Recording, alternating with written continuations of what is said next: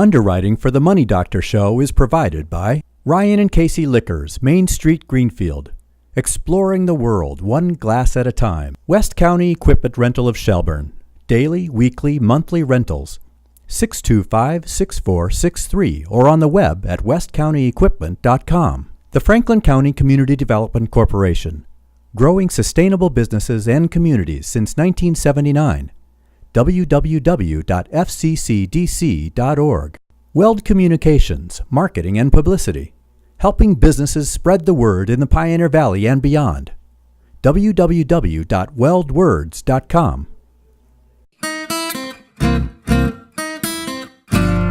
There's a better life if I could be debt free, but all my money is a mystery. I was feeling overwhelmed and it was wearing thin when I knocked on the door and heard the doctor's in. Well, the doctor's in, the doctor's in. She got the right prescription to help you win. Oh, the doctor's in, the money doctor's in. Hello and welcome to the Money Doctor Show. I'm Dr. Frances Rayam, president of Power Down Debt, a positive debt management company.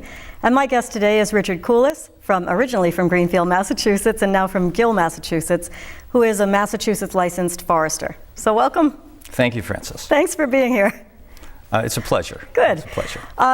Now I should start off by saying I could have asked any forester to be here to talk about tax benefits and why somebody might have a forestry management plan done on their land.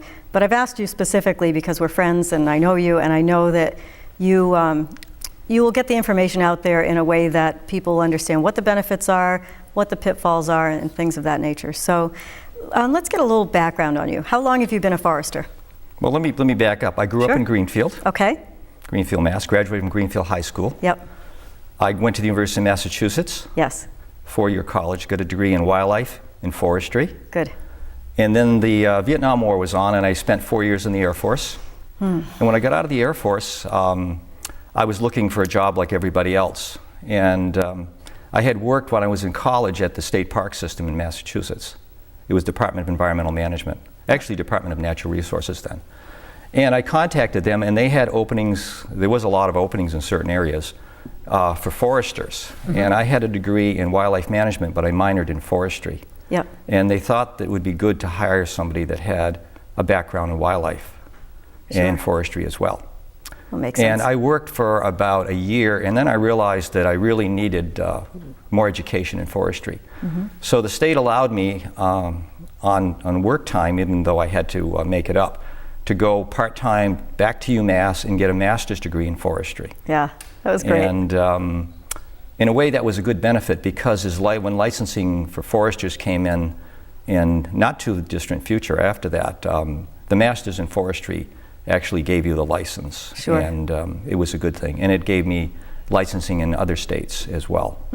And so it was a long studying project. It took me 3 years or 3.5 part-time rather than 2 years. Well, because you were working the whole time. But because I was working. So I was making up the time working for the state. And I was a state service forester at that time. That was my title. What does that mean, state service forester? I did outreach land work with private landowners and loggers. We worked with other conservation agencies. The programs that are there now weren't there. They were just in the early beginnings. We had forest management plans, but they were very basic. There was no cutting practice law, or there was, but it was very basic. There was no licensing. And that changed all over the years. I'd say probably in the mid-1980s to 1990s, a big change took place where the management plans were ramped up. They became more detailed. The cutting practice law started looking at logging in wetlands and all kinds of other things, and required a sort of a small management plan and a permit to cut timber. Right. And it just... we started to protect our natural resources. Right. We started to be more aware of that. Right. It was protecting of natural resources, but it was also to provide good forest management, to be stewards of the land, and to try to continue having good forests and making sure that there was plans in effect that looked into that. Okay, so First of all, thank you for serving in the Air Force. I appreciate that. People out there listening to this thinking, okay, so it's a forestry management plan that he's a forester, so he might do forestry management plans, may have no idea why somebody would do a forestry management plan, or they may be thinking, boy, you have to have hundreds of acres to do this. Now, I know from our conversation that that's just not the case. So can you tell us a little bit about why somebody would do a forestry management plan? Why would they want one? What's the benefit? Well, let me just back up a tiny bit on this forest management plan. I worked for the state for 30 years as a service forester. And at a point in time, in the early 2000s, they offered an early retirement. And I took the early retirement because I thought it was time to go. And after the early retirement, I really did no forestry work for about 6 months. I just sort of did what I wanted to do. And then I decided I really liked it. And I decided to try my hand at private foresters, which was, now I'm on the other side of where I was. Before I was a state forester, and I was sort of like an overseer and a regulator, and we oversaw the private foresters. So now I stepped into the private forestry role. Okay. I started doing, they were just at that time coming up with a cost share program for forest management plans. It was very limited. They didn't pay very much. What kind of program? It was a cost share program. Oh, in other cost words, share, I got it. It provided the forester with, I believe back then, like 40% of the cost of a forest management plan, which was a written detailed plan of the property for various purposes, mainly for tax incentives, to reduce your taxes. Okay. As the years went by, and not too many years went by, the program became more intense as far as ramping up the forest management plan, making it more detailed, more scientific. And the cost share for that has increased to the point today, and now we are to your question. Right. The state funding Department of Conservation and Recreation, the Forest Stewardship Program, basically pays 100% of the cost for a forest management plan. A forest management plan is any piece of property that has forest land of 10 acres or more. So that's where we are today. For those of us in the 6th grade, that's free. Yes. Right. So 10 acres of forest growth. Yeah, but what I'm saying is if the state government is paying for that, then the forester gets paid to do the work. Right. The landowner gets the forestry management plan at no cost to them. Right. The landowner gets a forestry management plan, which is a document that looks at his property. It includes boundary maps and forest type maps and maps on topo map. Those are the 3 maps you basically get with it. I also do wetlands maps. Yeah. It has a write-up about the forest land of your tree growth, what's out there. It makes recommendations how to improve your property. And it's very detailed. It also includes information about, specific information about wetlands and natural heritage, which is protected areas for plants and various insects and animals that are protected areas in Massachusetts, which in some areas the work is quite restricted as far as logging and cutting firewood or crossing streams and building trails. And we have access to that, or actually anybody does in Massachusetts, but through the GIS program, which is the Geographic Information System program. Right. Now, okay. Did you have more that you were going to say, or? What I was going to say, that I do use, the one final thing I'd like to say is I use that program, and I have a very powerful forest management program that uses the GIS program. And I'm able to import this information for you, say if you were a landowner, and overlay your maps with such things as wetlands, natural heritage property, and woodland roads, and the forest types, which is the same information that other state agencies are using. Yeah, that's what I was just going to say. For all those people out there that are thinking, oh, gee, that's like letting the horse out of the stable. Once I have that forestry management plan done on my property, everybody's going to know I have wetlands. Everybody knows already. Here's a good example. They're putting a walking path in, and there's a little small stream that comes across. Probably shouldn't be put, they want to put a bridge in for this walking path. You can put temporary things, but they want to put a permanent walking bridge over. Some areas are protected. Well, if you want to go in the protected area, you've got to know that if you put this over, at some point in time, somebody could question that. You might have to pull it out. The question, the question is, do you know? And of course, they know what else is around you. And so, if you're thinking about not just keeping your property and putting it into maybe 61A or 61B, which we'll talk a little bit about, but if you're thinking of selling your property, you might want to know whether you've got wetlands or building on it. You might want to know these things.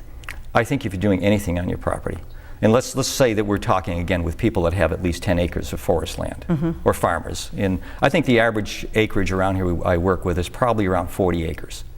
Okay. There are people with 20-acre woodlots and 10-acre woodlots, and there's people with 100 and occasionally 200 acres, but I think it averages out at 40 acres. Okay. I tell people, for example, if you were a landowner, that I do that my mapping includes natural heritage and wetlands, and they're very specific and they're very accurate, and occasionally somebody will say to me, well, I don't want that on my, don't put that on my plan. I just, I like it that nobody knows. And my answer always to the people that say that, and not everybody says that, but I do get it, as I said, everybody else knows. The town conservation knows, right. The state DEP knows. It's the same system. It's a regulatory thing. Right. I said, why don't you want to know, at least if you know where it is, you know what you can do and what you can't do. It's a very important document to have that. Yeah. And it's very accurate, very up to date. When the plan is submitted, if I submitted it without that information, the first thing they're going to look for is they're going to check for wetlands and endangered habitat or natural heritage habitat on that, which again is special habitat identified by the Mass Division of Fisheries and Wildlife. And they're going to contact me and say, we're not approving or accepting that plan until you add it. So you're going to get it. You know, it's funny, as I talk to you today and I learn the details about these kinds of things, I'm picturing what your day is like. When you're doing a forestry management plan, you're walking through beautiful, quiet woods. I know, we talk about this stuff. You're finding boulders, you're doing this, you're doing that. The other day I asked you a question right off the spot, and I've stolen it from inside the actor's studio, but I said, Richard, what's your favorite sound? And instantly you answered. My favorite sound was, and I remember that question, Frances, it was in the springtime when the red-winged blackbirds come back. Yeah. And to me, it's a sign of spring. The red-winged blackbirds are one of the very few birds that completely migrate out of the area, for the most part, I should say. Somebody might challenge me on that. But they're gone from the swamps and the wetlands. And when you hear the red-winged blackbirds come back, I used to try to keep track of the dates, and it appears that they're coming back earlier now, which is interesting. And you'll hear them down I live in Gill, and there's a wetlands below me. And when I hear the red-winged blackbirds, I know that spring is here. Yeah, yeah. And I listen to your stories about, feeding bluebirds in the off-season and things like that as well. But we only have a couple of minutes left in this segment. I want to remind the viewers that they're watching my guest, Richard Kulis, who's a Massachusetts licensed forester. And when we come back, I want to talk about 61A and why people would get some tax benefits to this. But in about a minute or so, can you tell me a story about someone maybe with a small, in fact, I think you told me one. Somebody was giving some land to their son to build a house on, and how a forestry plan might have saved them from some trouble. Let me back up again on this. Sure. Apparently I go forward too fast, right, okay? Well, it could get some people confused. Massachusetts has current use tax laws. There's Chapter 61, pure woodland, Chapter 61A, which is agricultural, which is generally the farmers' woodland and agricultural land, and Chapter 61B, which can be woodland and open land. They used to call that the golf course law. It's a recreational program. They all have various tax benefits. Okay. And we'll go into them in the all second of these half. programs basically key in on 10 acres of ownership. And that's the key to get a forest management plan and reduce your taxes or reduce your valuation on your property, which cuts your taxes. And in one case, I had a landowner call me up, a farmer who said that they were giving their grandson 10 acres of land, and I had already done a forest management plan for the farm. So they were giving 10 acres of this property to the grandson who wanted to build his house, his dream house, and of course he wanted to be near his grandparents and the farm. And they said, and we'd also like to have a forest management plan on that. And as soon as they said that, I immediately said, you don't have enough acreage, you need 12 acres.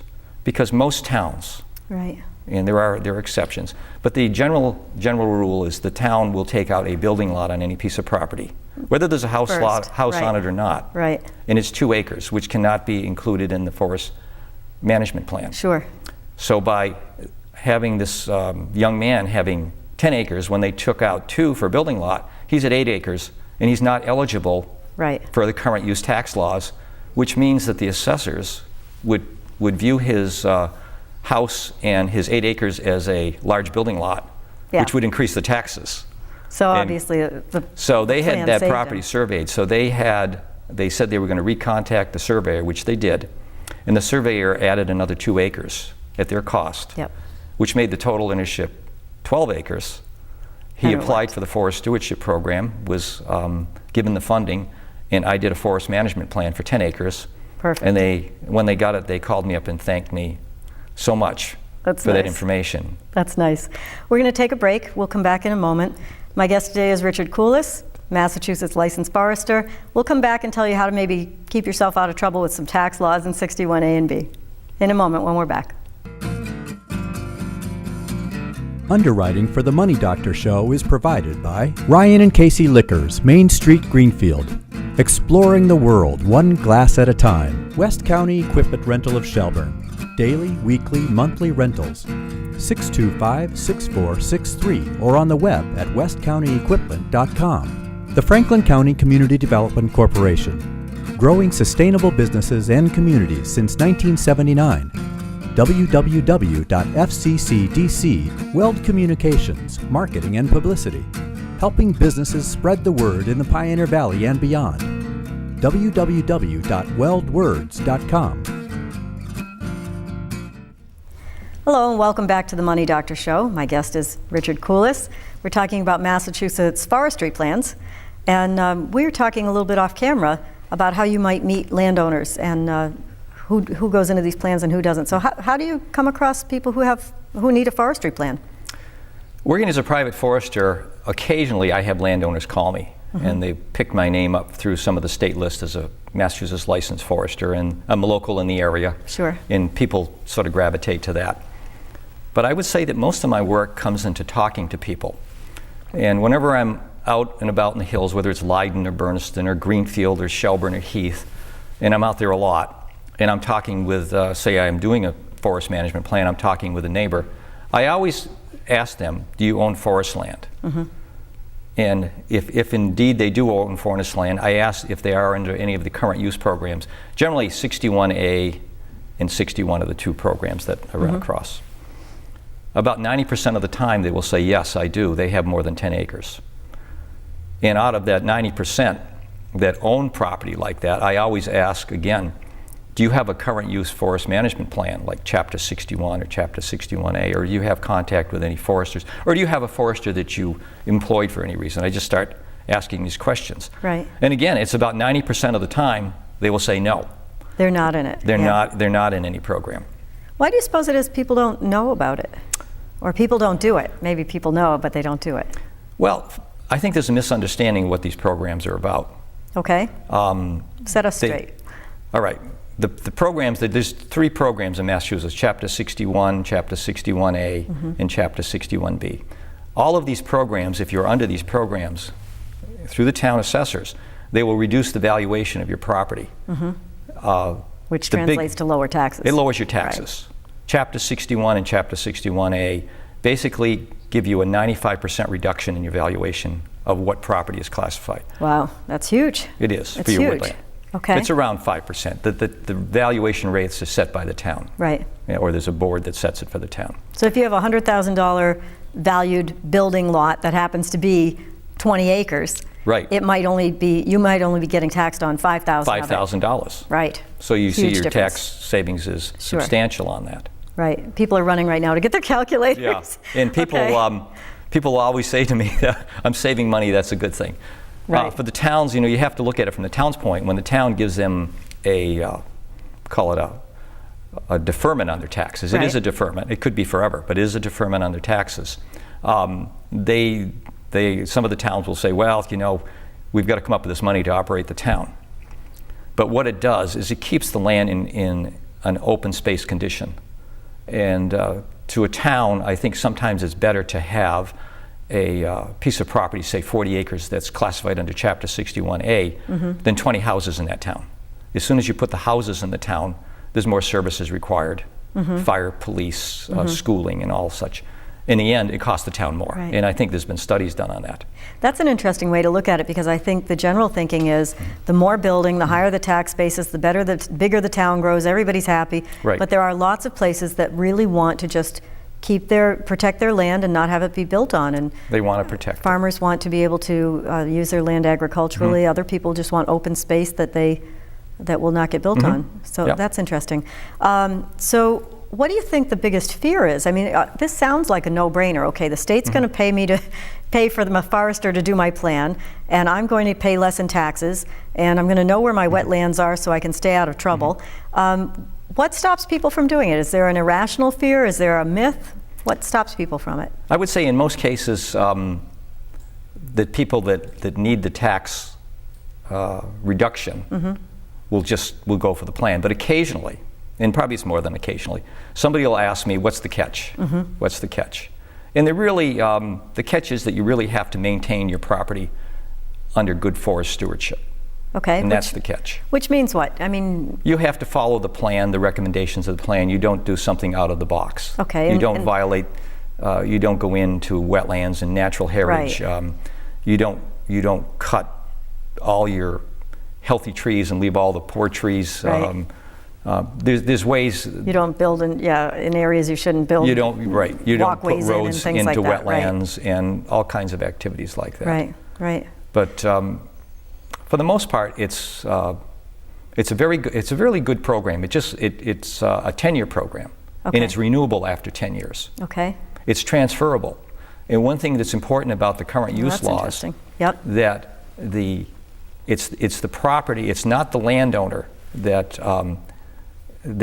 goes forward. It's always the property that has the certification on it, and that flows through time. So that if I had a piece of property, I owned 40 acres, and I decided to sell it, you could buy that 40 acres and you can pick up the forest management plan. Right. And continue with it and continue with So it's assumable. the reduction in Yeah. valuation for your taxes. Oh, that's interesting. Now that brings me to another point, and I've heard some nightmarish stories about people who don't want to put their land into Chapter 61. You can tell us whether it was A or B or whatever, but so that because they're afraid when they sell their property, they're going to owe all this back tax money. What's your experience been in those kinds of circumstances? You've got to understand that these programs all do have some mechanism to prevent people from stepping out of the box once they get into it. Okay. And basically, there's a 10-year ownership basically required. If you're under any of the chapters and you decide to sell your property or yourself change the use of that property, for example, put in a housing development, that in the first year you would pay, on the sale, you'd pay a 10% penalty on the sale to the town. The second year it's 9, Okay. the third year is 8, and it goes to 0. After 10 years, the penalty is that you pay up to 10 years of taxes you've saved. So Okay. if you've been into the program, like many people have, 25 years or so, 20 years, Right. you would only pay 10 years back taxes. Ah, And you are allowed to take out property for yeah. certain, for example, if you're a landowner, you can, the immediate family can build a house on the property and take that out. Well, that's to do interesting. that. But they still would have to pay the back taxes on it. Right. The other thing that I was leading to is there is a first right of refusal, That's what which I was is just gonna really ask. that this is the one that gets people all cranked up. Yes, it is the Right. one. The town immediately upon notifying the town that the use of the property is going to be changed, there is a 120-day period that the town has the right of refusal to purchase that property. Right. They get to decide first. They decide. And everybody gets in a twist over what happens if they take 120 days to decide. Right. But how often In have most you seen cases, that? the town will sign off and say they're not going to exercise their 120-day option. Right. And the sale can take place. Right. But in some cases, if the town, for example, needed it to protect their watershed, or they needed it for some other use that was beneficial to the town or the state, or they wanted to protect the property, Right. they might step in. And I would say in all the years that I've been working as a forester, which is many, many years, and it's probably happened, but I can't recall one case where that's happened. Yeah. And again, it's a change in the land use. Right. A total And change. of course, I'm so conservative, I would always caution clients, Right. but you need to know that it could happen. You're signing a document that says they could have 120 days to do it. It could have. There is So- the law to read, and that spells this out in Right. black and white. And the other thing we talked about, I think you hinted about there, is why don't some people use it? And occasionally I'll run across, and it appears that when you have several owners of the property, especially in a state, and I Right. ran across one not too many years ago, there was 5 owners, and I think one lived on the West Coast, it might have been California. So the initial application for the forest stewardship program to get funding for that requires all the owners to sign and agree to that. Sure. And there was one owner in California that would not. Yep. Which got the family all cranked up, of course. Yeah. And the reason he didn't want us to sign for it is he did not want that land protected. He wanted that put up for He wanted to development. cash out, He wanted yeah. to start cashing out on building lots. Sure. And nevertheless to say on that one, they never did go under. They never did resolve that. It was quite an issue. Yeah. But I think the success rate of me talking to people about the pros and cons of the program is probably about 98 or 99%. Yeah. That the people believe in what I'm saying, Sure. and they're happy with the program. And Sure. I think the best part of being a private licensed forester is how they thank me. And sometimes they'll send me a nice card in the mail, or they'll bake an apple pie, or give me some brownies or something like that. It's really a big thing. It's really nice, sweet. and I really appreciate things like that. That's That really they're just sweet. so happy that when they get the plan, and they usually, when the approved plan comes back, I no doubt get a phone call and say, I have it, thank you so much. Oh, that's and really nice. and then they're on the way to good forest management. And over the years, I'll probably have much more contact with them as things happen on their property. Boy, that's really, I mean, that's so rewarding. In just about a minute or so, can you tell us what a typical day is like for you when you're doing a forestry management plan? Okay, a typical day is, let's say if you had some property and you had the property, and we can just pick a town, say the town of Gill, for example. Yeah. And you say you had, say you were a new owner, you just bought 40 acres of land, and you've maybe had the property for a while, and you heard about this program. First thing is I would meet with you and discuss with you about the program and tell you the pros and the cons about it. Well, in most cases, the people have their mind made up already. They found out a little bit about the program, and they really would like to keep the property in a natural state and not have a heavy tax burden. Yeah. So the next thing I do is I explain about the forest stewardship program, where the funding will pay for me to do the plan. And we have funding at this point in time. And I think there's funding for the whole state. The state can fund another 50 plans, I think. We're planning on funding 100 since the 1st of September, and I think 50 have already applied for it. So, Richard, I want to thank you for being my guest here today and getting all this information out. We could probably do 3 shows of this information and never touch it. If somebody wants to get in touch with you, how do they reach you? They usually reach me by phone, Francis. And my phone number is area code 413-863-8071. Perfect. If they go to websites like the State Department of Conservation and Recreation website, or there's another website called Mass Woods, I'm there listed as a licensed forester. Perfect. And I live in Gill on Center Road. Perfect. Thank you for doing this. Thank you, Francis. My pleasure. Thank you for watching another episode of The Money Doctor. Until our next chat, I'm reminding you to keep it positive. There's a better life if I could be debt free, but all my money is a mystery. I was feeling overwhelmed and it was wearing thin when I knocked on the door and heard the doctor's in. Oh, the doctor's in, the doctor's in. She got the right prescription to help you win. Oh, the doctor's in, the money doctor's in.